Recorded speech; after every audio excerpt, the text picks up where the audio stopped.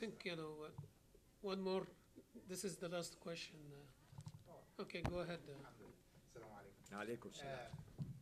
In the late 70s or so, there were very disturbing interpretation of like ayah لا تتخذوا اليهود والنصارى أولياء من دون المؤمنين, and people start really carelessly translating the word awliya, just even acquaintance or friends.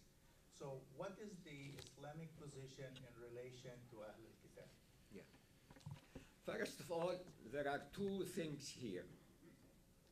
The word awliya and its meaning.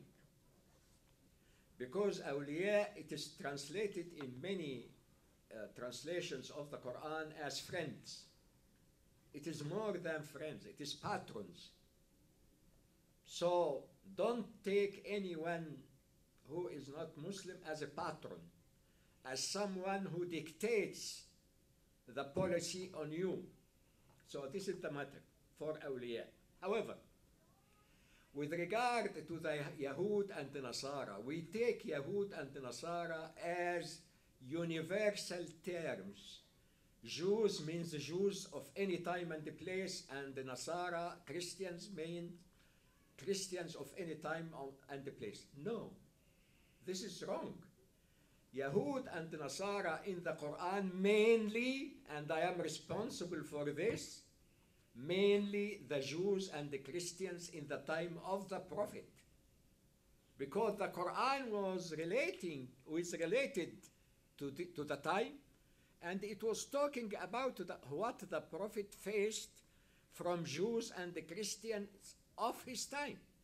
For example, when the Quran says, praising the Christians and criticizing the Jews, لَتَجِدَنَّ أَشَدَّ النَّاسِ عَدَاوَةً لِلَّذِينَ آمَنُوا الْيَهُودَ وَالَّذِينَ أَشْرَكُوا وَلَتَجِدَنَّ أَقْرَبَهُم مَوَدَّةً لِلَّذِينَ آمَنُوا الَّذِينَ قَالُوا إِنَّا نَصَارَى.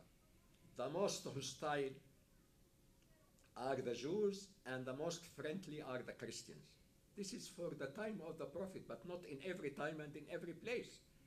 For example, the Crusaders, they were Christians, and they were hostile, and they were a fierce enemy for the Muslims, and they came to the Muslim lands to attack the Muslims in their lands, and to return Jerusalem to Christianity, because how come that the Muslims are the patrons of Jerusalem?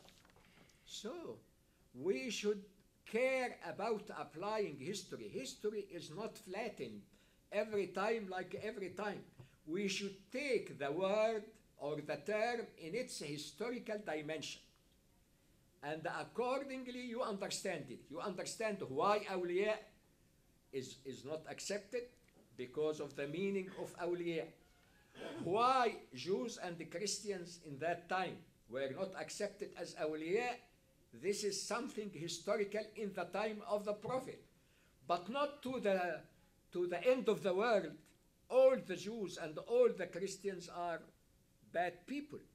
The Jews in Spain, in Muslim Spain, were the friends of the Muslims, and they invited them to come to Spain. So we should have this differentiation. We should not have this sort of oversimplification and take every case as every case just because these are Jews and those are Jews. We should differentiate between Jews and Jews, between Christians and Christians, between time and time, between place and place, and not try to oversimplify or to make ourselves at ease by this wide generalization.